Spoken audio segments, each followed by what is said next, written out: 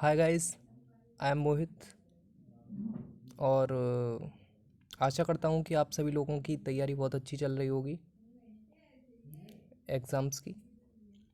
तो आज जो हमारा पहला चैप्टर जो हमारा पहला टॉपिक रहने वाला है वो है व्यापार। देखिए, साधारण शब्दों में व्यापार से आज से वस्तु के क्रय विक्रय से होता है। व्यापार निम्नलिखित दो प्रकार का होता है, ठीक है। जो सबसे पहला है देशी व्यापार, दूसरा होता है विदेशी व्यापार।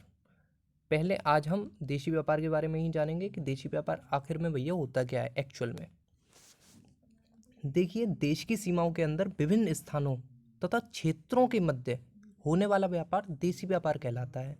इसे घरेलू व्यापार या अंतर्देशीय व्यापार के नाम से भी जाना जाता है। यानी कि जो देशी व्यापार है उसको हम क्या बोलते हैं, घरेलू व्यापार, और अंतर्देशीय व्यापार। इन दोनों नामों से भी हम किसको जानते हैं, देशी व्यापार को जानते हैं। इस व्यापार की खास विशेषता यह है कि इसके अंतर्गत सभी लेन देन राष्ट्रीय मुद्रा में किए जाते हैं, यानी नेशनल करेंसी में किए जाते हैं। ओके,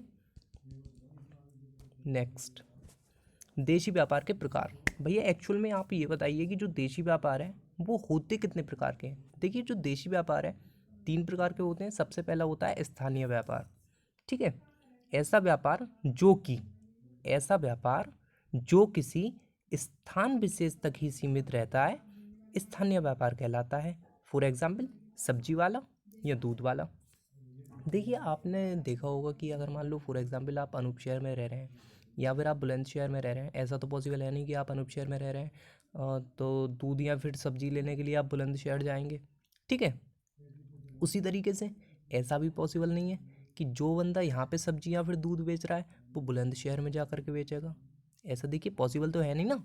इसीलिए जो ऐसा व्यापार जो किसी स्थान विशेष तक ही सीमित रहता है स्थानीय व्यापार कहलाता है। फॉर एग्जाम्पल, सब्जी वाला या दूध वाला।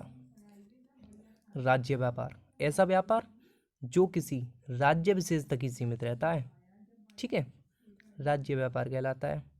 फॉर एग्जाम्पल, लखनऊ तथा कानपुर के बीच होने वाला व्यापार। फॉर एग्जाम्पल, कानपुर तथा लखनऊ के बीच होने वाला व्यापार। या फिर हम कह सकते हैं कि अनूप शहर तथा बुलंदशहर के बीच होने वाला व्यापार। इस तरीके के व्यापार क्या कहलाते हैं, राज्य व्यापार। ओके, जो हमारा नेक्स्ट है वो है अंतर्राज्यीय व्यापार। ऐसा व्यापार जो देश की सीमाओं के अंतर्गत विभिन्न राज्यों के मध्य किया जाता है उसे अंतर्राज्यीय व्यापार कहते हैं। फॉर एग्जाम्पल, यूपी और हरियाणा के बीच का व्यापार, या फिर हम कह सकते हैं कि यूपी और पंजाब के बीच का व्यापार, यूपी और महाराष्ट्र के बीच का व्यापार। मान लो एक तो हम हैं और दूसरा जो बिजनेसमैन है वो यूपी या वो सॉरी एक हम यूपी में रहने वाले हैं और दूसरा जो व्यापारी है वो हरियाणा में रहने वाला है या एमपी में रहने वाला है, ठीक है। हम दोनों के बीच में जो भी ट्रेड होगा उसको हम किस चीज़ का नाम देंगे, अंतर्राज्यीय व्यापार का। डन है। नेक्स्ट आगे मूव ऑन होते हैं। देशी व्यापार की सीमाएं। देखिए, जो देशी व्यापार है ऐसा तो है नहीं यार कोई भी चीज़ 100% ठीक ही होगी। देखिए, जो देशी व्यापार है उसी प्रकार से देशी व्यापार की भी कुछ सीमाएं हैं। सबसे पहली जो इसकी सीमा है वो ये है कि यहाँ पर परिवहन की सुविधाएं पर्याप्त नहीं है। आपने देखा होगा यार, अनूप शहर के लिए हम कब से ट्राई कर रहे हैं कैसे भी करके ट्रेन आए भाई, ट्रेन आए, लेकिन अभी तक यहाँ पर ट्रेन यहाँ करके नहीं दे रही, ठीक है। तो सबसे बड़ी बात क्या है कि जो देशी व्यापार है यहाँ पर परिवहन की सुविधाएं पर्याप्त नहीं है, ठीक। उसी प्रकार से अगर देखा जाए दूसरा, यहाँ पर संचार साधनों की कमी पाई जाती है। संचार साधनों का मतलब कम्युनिकेशन मीडियम्स।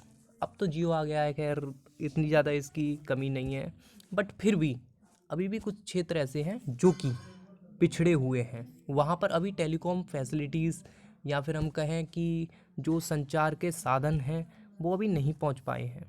नेक्स्ट, यहाँ भाषाओं की भिन्नता के कारण क्रय विक्रय में कठिनाई आती है। देखिए, यहाँ पर कुछ जो हमारे स्टेट्स हैं वो ऐसे भी हैं जहाँ पर किसी और भाषा को बोला जाता है। हो सकता है हम यहाँ से जाएं यूपी से जाएं और हमारे वो भाषा समझ में ना आए, ठीक। जैसे कन्नड़ वगैरह हुई, कन्नड़ हुआ, या फिर हम कह सकते हैं पंजाबी हुआ, ठीक। तो वो लोग अपने स्टेट की भाषा का प्रयोग करेंगे, हम लोग अपने स्टेट की भाषा का प्रयोग करेंगे। तो हो सकता है ऐसा हो कि हमें उनकी भाषा समझ में ना आए, तो ये एक तरीके से लिमिटेशंस बन जाती हैं, किसी भी इंटरनल ट्रेड की लिमिटेशंस बन जाती हैं। ओके, जो हमारा नेक्स्ट है वो है यहाँ भाषाओं की भिन्नता के कारण व्यापारिक एजेंटों को कठिनाई होती है। देखिए व्यापारिक एजेंट कौन होता है कि मान लो कोई ए व्यापारी है, ठीक है, अब ये कई स्टेट्स में अपने माल का क्रय विक्रय करना चाह रहा है। मान लो यूपी में ये अपने माल का क्रय विक्रय करना चाह रहा है, ठीक। ये बंदा एमपी में भी अपना माल बेचना चाह रहा है, ये सोच रहा है कि यार मैं एमपी में भी जा कर के अपना माल बेचूं, ठीक है। और ये बंदा चाह रहा है मैं हरियाणा में जा कर के भी अपना माल बेचूं। तो ऐसा तो पॉसिबल है नहीं ना। देखिए ये अकेला ए नाम का जो बंदा है, ठीक है, ये अकेला है, ऐसा तो पॉसिबल है नहीं कि यूपी में भी जाए, एमपी में भी जाए और हरियाणा में भी जाए, ठीक है। तो इसके लिए वो क्या करता है, अलग अलग अपने 3 एजेंट्स को नियुक्त कर देता है कि भाई तुम एक काम करो, मेरी तरफ से माल बेचो, जितना भी माल बेचोगे उस पर मैं तुम्हें कमीशन दूंगा, ठीक है। तो ये होता है एजेंट, जो कि किसी विक्रेता व्यापारी द्वारा नियुक्त किया जाता है। अब देखिए ये जो एजेंट है ये यूपी में जाएगा, एमपी में जाएगा, हरियाणा में जाएगा, ठीक है, तीनों जगह जा कर के माल बेचेगा। अब हो सकता है यार कि ये इसे किसी ऐसे स्टेट में भेज दिया जाए जहाँ पे इसको वहाँ की भाषा ही समझ में ना आए, तो ये एक तरीके से लिमिटेशंस बन जाएंगी ना, ठीक है। एक नेक्स्ट, देसी वस्तुएं विदेशी वस्तुओं की अपेक्षा महंगी होती हैं। देसी वस्तुएं विदेशी वस्तुओं की अपेक्षा महंगी होती हैं। ये मेरे को आपको बताने की ज़रूरत है ही नहीं, ठीक है। इसका बहुत जीता जागता एग्जाम्पल क्या है, for example mobile phone, for example mobile. आपने देखा होगा जो चाइना के मोबाइल है वो काफ़ी सस्ते सस्ते आ रहे हैं। तो I will not promote the China's mobile, but ये सत्य है, ठीक है। नेक्स्ट आगे मूव ऑन होते हैं हम, व्यापारिक सौदे की गतिविधि। ये देखिए वेरी मोस्ट इम्पोर्टेंट है एग्ज़ाम के पॉइंट ऑफ व्यू से भी, चाहे वो बोर्ड एग्ज़ाम हो चाहे वो होम एग्ज़ाम हो। देखिए एक जो बिजनेस ट्रांजैक्शन होता है, एक जो बिजनेस ट्रांजैक्शन होता है, एक पूरे बिजनेस ट्रांजैक्शन को करने में काफ़ी सारे स्टेप्स होते हैं। अब तो भैया स्टेप्स कौन कौन से होते हैं वो हम अब चर्चा करेंगे। सबसे पहला, अगर मान लो आप कोई भी बिजनेस ट्रांजैक्शन करना चाह रहे हो देशी व्यापार में, अगर आप, देशी व्यापार क्या होता है, देश की सीमाओं के अंदर विभिन्न स्थानों तथा क्षेत्रों के बीच होने वाला व्यापार देशी व्यापार कहलाता है। अब देखिए देश में स्थानीय व्यापार भी होता है, राज्य व्यापार भी होता है, अंतर्राज्यीय व्यापार भी होता है, ठीक है। अब मान लो मैं होम ट्रेड कर रहा हूँ, होम ट्रेड करते समय अगर एक ट्रांजैक्शन में कर रहा हूँ, ठीक है, तो उस समय मेरे को किन किन स्टेप्स से होकर के गुजरना पड़ेगा, मेरे को किस किस स्टेप्स को फॉलो करना पड़ेगा, ये आता है देशी व्यापार की व्यापारिक सौदे की गतिविधि के अंतर्गत, ठीक है। जो सबसे पहला स्टेप होता है वो होता है वस्तु के संबंध में पूछताछ। व्यापारिक सौदा का प्रारंभ पूछताछ से होता है, ठीक है। व्यापारिक सौदे का प्रारंभ पूछताछ से होता है। सर्वप्रथम क्रेता विभिन्न विक्रेताओं से वस्तु के संबंध में पूछताछ करता है तथा तुलना करने के पश्चात ही वह इस निष्कर्ष पर पहुंचता है कि माल किससे क्रय किया जाए। अगेन एक बार समझ लेना, कोई जल्दबाजी नहीं करनी। व्यापारिक सौदे का प्रारंभ पूछताछ से होता है। सर्वप्रथम क्रेता विभिन्न विक्रेताओं से वस्तु के संबंध में पूछताछ करता है तथा तुलना करने के पश्चात ही वह इस निष्कर्ष पर पहुंचता है कि माल किससे क्रय किया जाए। सीधी सी बात है यार, हम अगर कहीं से भी माल खरीदना चाह रहे हैं तो कम से कम 4 जगह जा करके तो पूछेंगे ना भाई तेरे यहाँ क्या रेट चल रहा है ये माल, ठीक। उसके बाद ही तो हम इस निष्कर्ष पर पहुंचेंगे कि माल एक्चुअल में क्रय किससे किया जाए, ठीक है। फिर उसके बाद में दूसरा स्टेप क्या होगा, क्रेता से पूछताछ का पत्र प्राप्त होने पर, क्रेता से पूछताछ का पत्र प्राप्त होने पर विक्रेता उसके उत्तर में मूल्य सूची, वेरी मोस्ट इंपोर्टेंट, मूल्य सूची यानी प्राइस लिस्ट। मूल्य सूची क्या होती है, प्राइस लिस्ट। आई थिंक इस पे आपको मेरी राइटिंग थोड़ी समझ में नहीं आ रही होगी, सॉरी फॉर दिस, बट मूल्य सूची को हम क्या बोलते हैं, प्राइस लिस्ट, ठीक है। अब भैया प्राइस लिस्ट क्या होती है? देखो प्राइस लिस्ट क्या होती है, जिसमें जो विक्रेता व्यापारी है, ठीक है, वो अपने सारे प्रोडक्ट्स के नाम, जो भी हम खरीदना चाह रहे हैं, वो उसके सामने उसकी अमाउंट लिख करके जो भी उसकी शर्तें हैं उसके साथ में भेज देगा, जिसे हम क्या बोलते हैं, निर्क अथवा कोटेशन कहते हैं। यानी क्रेता से पूछताछ का पत्र प्राप्त होने पर विक्रेता उसके उत्तर में मूल्य सूची भेजता है, जिसे निर्क पत्र अथवा कोटेशन कहते हैं। ठीक है। जो तीसरा स्टेप हमारा होता है वो है माल के लिए आदेश देना। अतः विभिन्न व्यापारियों से मूल्य सूची प्राप्त होने जाने के पश्चात, विभिन्न व्यापारियों से मूल्य सूची यानी प्राइस लिस्ट प्राप्त होने के पश्चात उनका परस्पर मिलान किया जाता है और फिर माल के लिए आदेश दे दिया जाता है। भैया सीधी सी बात है, सबसे पहले हमने क्या करा, वस्तु के संबंध में पूछताछ। ठीक है, 4 व्यापारियों से जाकर के पूछा, भैया तुम्हारे यहाँ इस वस्तु का दाम क्या चल रहा है। ठीक है, जिसका भी दाम सबसे अच्छा लगा, जिस भी व्यापारी के यहाँ वस्तु का दाम हमें सबसे बढ़िया लगा, कम लगा और अच्छा लगी वस्तु, ठीक है, उसको क्या करा हमने, ऑर्डर दे दिया, माल के लिए आदेश दे दिया। डन है, उसको हमने क्या करा, माल के लिए आदेश दे दिया। अब क्या होगा, चौथा स्टेप, आदेश पत्र प्राप्ति की सूचना। क्रेता का आदेश पत्र प्राप्त हो जाने के पश्चात क्रेता को आदेश पत्र प्राप्ति की सूचना दे दी जाती है। क्रेता का आदेश पत्र प्राप्त हो जाने के पश्चात क्रेता को आदेश पत्र प्राप्ति की सूचना दे दी जाती है कि उसका आदेश विक्रेता को प्राप्त हो गया है। ओके, कि उसका आदेश विक्रेता को प्राप्त हो गया है। ठीक है जी, इसके बाद में आगे चलते हैं हम। हाँ, 5वां जो स्टेप है हमारा वो है आर्थिक स्थिति की पूछताछ। यानी आदेश प्राप्ति के समय यह देख लेना चाहिए कि माल उधार मंगाया जा रहा है या नगद। नगद भुगतान की दशा में चिंता की कोई बात नहीं होती है, लेकिन यदि माल का क्रय उधार किया जाता है, यदि माल का क्रय उधार किया जाता है तो विक्रेता व्यापारी की आर्थिक स्थिति जानने के लिए निम्नलिखित साधन प्रयोग में लाए जाते हैं। ठीक है, यानी यदि माल का क्रय उधार किया जाता है तो विक्रेता द्वारा, सॉरी यहाँ पे मैं द्वारा लिखना भूल गया, विक्रेता द्वारा, ठीक है, व्यापारी की आर्थिक स्थिति जानने के लिए निम्नलिखित साधन प्रयोग में लाए जा सकते हैं। सबसे पहला, व्यापारियों द्वारा।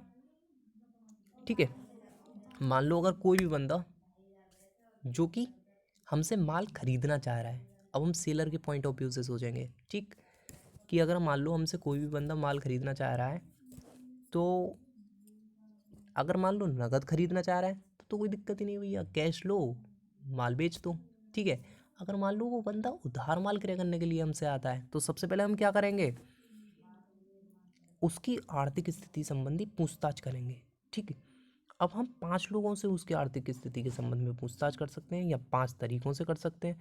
सबसे पहला, या तो किसी व्यापारी द्वारा, भाई उसके साथ का कोई ऐसा व्यापारी हो जिससे आपकी जानकारी हो, थोड़ी सी हो, तो उससे आप पूछ लो कि भाई ऐसे ऐसे ये राम नाम का बंदा है कोई और हमसे माल उधार क्रय करना चाह रहा है, आप कृपया करके इसकी आर्थिक स्थिति के संबंध में हमें जानकारी देने की कृपा करें, है ना, ताकि हम इसको माल उधार बेच सकें।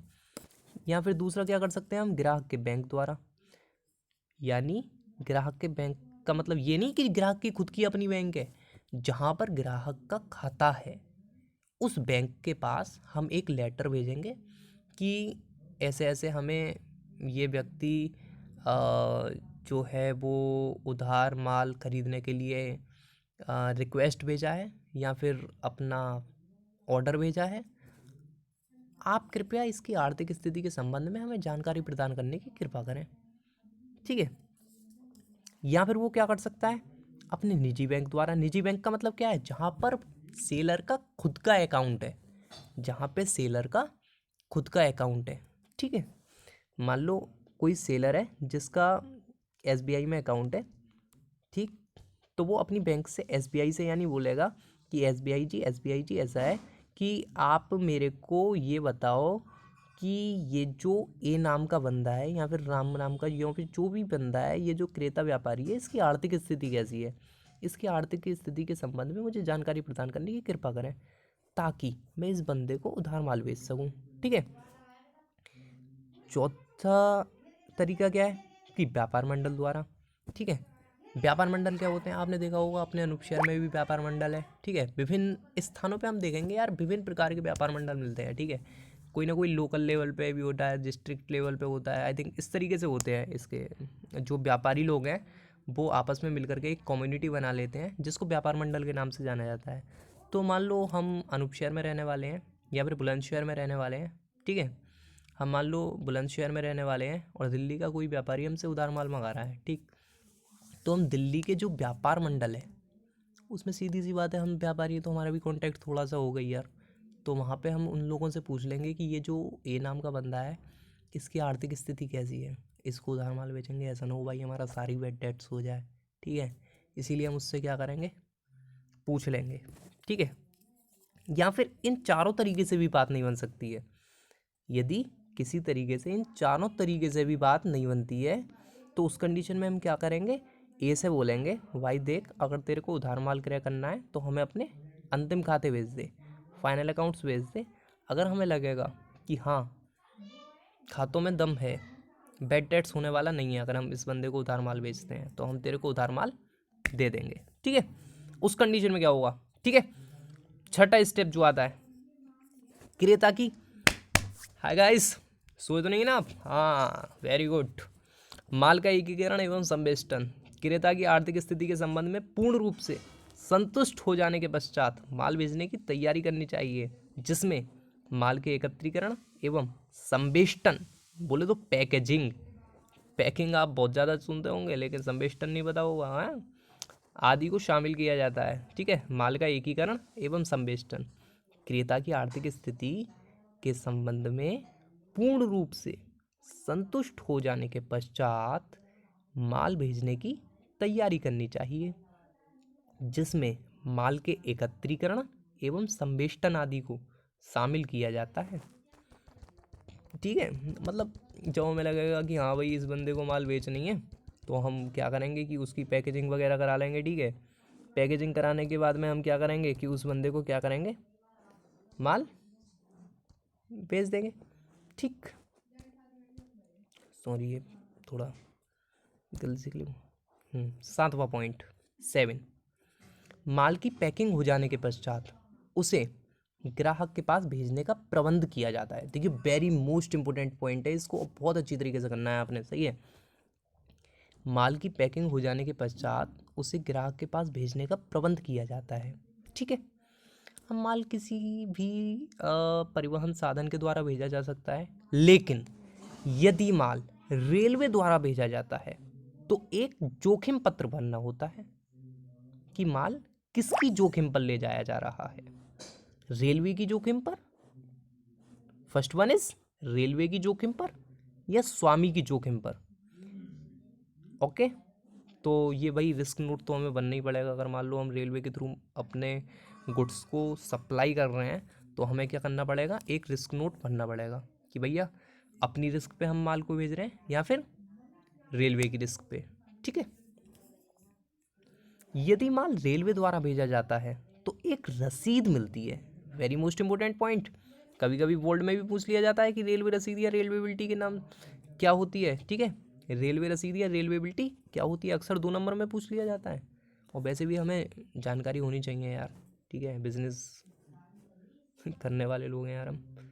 यदि माल रेलवे द्वारा भेजा जाता है तो एक रसीद मिलती है जिसे दूसरे स्थान पर दिखाकर माल की सुपुर्दगी, सुपुर्दगी को इंग्लिश में बोले तो डिलीवरी, ले ली जाती है। इसे रेलवे रसीद या रेलवे बिल्टी के नाम से जाना जाता है। ठीक है। जो नेक्स्ट है हमारा, यदि निर्धारित तिथि के अंदर रेलवे स्टेशन से सबसे पहले क्या करा हमने, पैकेजिंग करी, पैकेजिंग के बाद क्या करा, माल भेजा। माल किसी भी परिवहन के थ्रू भेज सकते हैं हम, परिवहन साधन के थ्रू भेज सकते हैं। वट यदि माल हम रेलवे के द्वारा भेज रहे हैं तो एक रिस्क नोट भरेंगे। ठीक है भैया, भर दिया। अब रिस्क नोट भरने के बाद में क्या होगा कि हमें एक रेलवे रसीद देगा ठीक है, और उस रेलवे रसीद को दिखाकर ही माल को छुड़ाया जा सकता है। लेकिन कभी कभी ऐसा होता है कि भाई निर्धारित तिथि के अंदर रेलवे से माल नहीं छुड़ाया जाता, तो उस कंडीशन में क्या करना होगा, विलंब शुल्क अदा करने पर ही वह प्राप्तकर्ता को दिया जाएगा। यानी किसी भी परिस्थिति में यदि आप निर्धारित तिथि के भीतर माल को नहीं छुड़ा पाए, उस कंडीशन में आपने क्या बनना पड़ेगा, विलंब शुल्क, उसी के बाद आपको रेलवे माल देगा, अदरवाइज मना कर देगा, नहीं जी। ठीक है, नेक्स्ट, यदि किसी कारणवश माल के क्रेता से रेलवे रसीद खो जाती है भैया ये क्या हो गया, यहाँ पे क्या हुआ कि जो क्रेता था उसने रेलवे रसीद को ही खो दिया, उस दशा में क्या होगा, उस दशा में माल को छुड़ाने के लिए क्षतिपूरक बॉन्ड भरना होता है।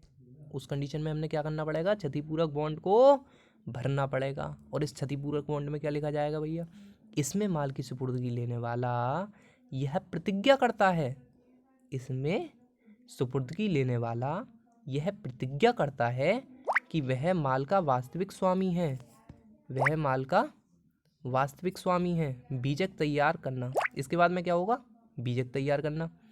माल भेजने के बाद नेक्स्ट स्टेप में क्या होगा, बीजक तैयार करना। माल भेजने के बाद विक्रेता को बीजक बनाना होता है, जिससे क्रेता को यह ज्ञात हो जाए कि उसे कुल कितनी राशि चुकानी है। अब भैया बीजक क्या होता है, देखिए डिटेल्ड में हम नेक्स्ट चैप्टर, जो हमारा अगला चैप्टर है वो है बीजक, उसमें हम डिटेल्ड में स्टडी करेंगे कि व्हाट इज़ इनवॉइस, और ये किस तरीके से बनाया जाता है, किसके द्वारा बनाया जाता है, इसमें क्या क्या लिखा जाता है। ठीक है, बहुत सारी चीज़ें हैं जो कि डिटेल्ड में हम लोग स्टडी करने वाले हैं। ठीक, इसके बाद आता है माल भेजने की सूचना देना। उपरोक्त कार्यवाही पूरी हो जाने पर विक्रेता क्रेता को माल भेजने की सूचना दे देता है कि वह सुपुर्दगी, सुपुर्दगी का मतलब समझे ना आप, डिलीवरी। जैसे हम आज भी यार अमेजोन या फिर फ्लिपकार्ट से कोई भी चीज़ मंगाएं तो हम लोग क्या करते हैं, डिलीवरी लेते हैं ना, तो उसी तरीके से डिलीवरी लेने के लिए तैयार रहे। भाई कॉल आ जाती है अमेजोन वाले की, भैया यहाँ पे आपका एक पार्सल आ चुका है सर, आप आइए और अपने पार्सल को ले जाइए। ठीक है, 10th पॉइंट क्या होता है, माल की सुपुर्दगी लेना। क्रेता को सूचना प्राप्त होती है, क्रेता को सूचना प्राप्त होते ही, ये सॉरी, क्रेता को सूचना प्राप्त होते ही, ये होते ही, ठीक है, माल की सुपुर्दगी लेने की व्यवस्था करनी चाहिए। क्रेता को सूचना प्राप्त होते ही माल की सुपुर्दगी लेने की व्यवस्था करनी चाहिए। माल की सुपुर्दगी लेते समय बंडल को भलीभांति चेक कर लेना चाहिए। ये जो भी आपका पार्सल आया है या जो भी आपका बंडल या फिर गठरी या फिर कोई भी गांठ आई है, उसको आप ठीक प्रकार से चेक कर लो कि जो आपने माल भेजा था, जो आपने ऑर्डर भेजा था उसके अकॉर्डिंग ही माल आया है, या फिर इधर उधर का भैया उन्होंने कुछ भेज दिया है, कटा फटा तो नहीं भेज दिया, कोई डिफेक्टेड आइटम तो नहीं आ गया। ठीक है, जो नेक्स्ट है वो है शिकायतें तथा समायोजन। माल की सुपुर्दगी लेने के पश्चात उसका बीजक तथा आदेश पत्र से मिलान किया जाता है, और यदि कोई कमी हो तो एक शिकायती पत्र तुरंत विक्रेता को भेज देना चाहिए, और यदि विक्रेता से वास्तव में कोई गलती हो गई है तो उसे स्वीकार कर लेनी चाहिए, वरना अगली बार ग्राहक आएगा नहीं, और उचित कार्यवाही करनी चाहिए। होता है ना एक्चुअल में, मान लो हमारे पास कोई डिफेक्टेड आइटम आ गया है तो हम अमेजोन पर एक तरीके से उसको रिप्लेसमेंट के लिए अप्लाई कर देते हैं। उसमें क्या होता है कि रिप्लेस ऑर्डर डाल देते हैं। उसमें क्या होता है कि अमेजोन के जो डिलीवरी वाले होते हैं, ठीक, डिलीवरी करने वाले होते हैं, वो डिलीवरी बॉय आपके यहाँ आएगा और उस पार्सल को उठा करके ले जाएगा। ठीक है, और जो आपका एक निर्धारित समय है उसके अंदर आपके खाते में रिफंड आ जाएगा। ठीक है, तो जो 11th स्टेप है उसी को फॉलो करते हैं ये लोग भी, ई कॉमर्स साइट वाले भी।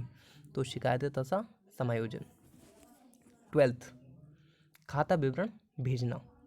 माल के विक्रेता का यह दायित्व है कि वह समय समय पर क्रेता को खाता विवरण बनाकर भेजता रहे, खाता विवरण बना करके भेजता रहे, ताकि उसको भी पता लग जाए कि भैया मेरे को इन फ्यूचर कितने का पेमेंट करना है। ठीक है, मान लो किसी ने 10,000 का माल मंगाया, ये सारी चीज़ें इसमें जो है वो होती हैं, और ज़्यादा इसमें समय आपका वेस्ट नहीं करेंगे हम।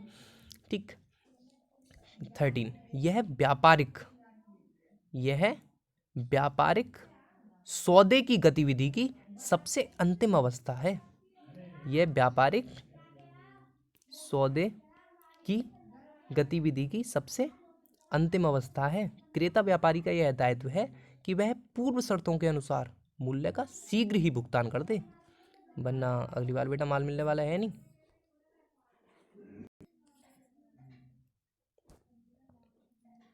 इसके अलावा ये आपके जो 2 क्वेश्चंस थे, अगर आप उसको कर लेते हैं, आई होप कि इससे अलग शायद कुछ ना आए इस चैप्टर से। ठीक है, लेकिन एक छोटा सा क्वेश्चन और है, उसको हम देख ले रहे हैं कि क्या रेलवे बिल्टी बिनमें साध्य प्रलेख है? Answer is no. अक्सर क्वेश्चन में पूछ लिया जाता है एग्जाम में, यूपी बोर्ड का exam, it is the very most important, it is one of the most important question in your syllabus, in your exam. ठीक है, क्या रेलवे बिल्टी विनिमय साध्य प्रलेख है? Answer is no. क्यों? क्योंकि किसी भी विनिमय साध्य प्रलेख में निम्नलिखित 5 विशेषताएं होती हैं। पहला, बेचान साध्यता। दूसरा, प्रतिफल के बदले प्राप्त करना। तीसरा, सद्भावना के साथ लेना। और चौथा, परिपक्वता से पूर्व लेना। एंड फिफ्थ वन इज बेचान प्राप्तकर्ता का अधिकार दूषित न होना, भले ही बेचानकर्ता का अधिकार दूषित हो। लेकिन रेलवे रसीद एक अर्ध विनिमय साध्य प्रलेख है। रेलवे रसीद क्या है भैया? एक अर्ध विनिमय साध्य प्रलेख है, क्योंकि इसमें विनिमय साध्य के 4 ही गुण पाए जाते हैं। क्योंकि इसमें विनिमय साध्यता के 4 ही गुण पाए जाते हैं, यानी बेचान साध्यता है, प्रतिफल के बदले प्राप्त कोई बात नहीं, सद्भावना ठीक, लेकिन जो इसमें 5वां गुण है, बेचान प्राप्तकर्ता का अधिकार दूषित ना होना, भले ही बेचानकर्ता का अधिकार दूषित हो, इसमें ये वाला गुण नहीं पाया जाता। इसीलिए भैया ये क्या होता है? एक अर्धविनिमय साध्य प्रलेख होता है। अगर इसमें 5 ये वाली क्वालिटीज होती तो हम ये भी क्या बन जाता है? एक विनिमय साध्य प्रलेख बन जाता, बट है ही नहीं, क्या करें। सही है जी। अच्छा, और ये सारी चीज़ें आज हमने करी। आई होप आपको क्लासेस बहुत अच्छी लगी होगी, और अच्छी लगी हो तो लाइक सब्सक्राइब कर देना और बेल आइकन को हिट कर देना। इसके साथ ही जो भी आपके डाउट्स हैं आप उसे कमेंट सेक्शन में पोस्ट भी कर सकते हैं, और जिस भी टॉपिक पर आपको नेक्स्ट वीडियो चाहिए तो आप ज़रूर बताइएगा। धन्यवाद।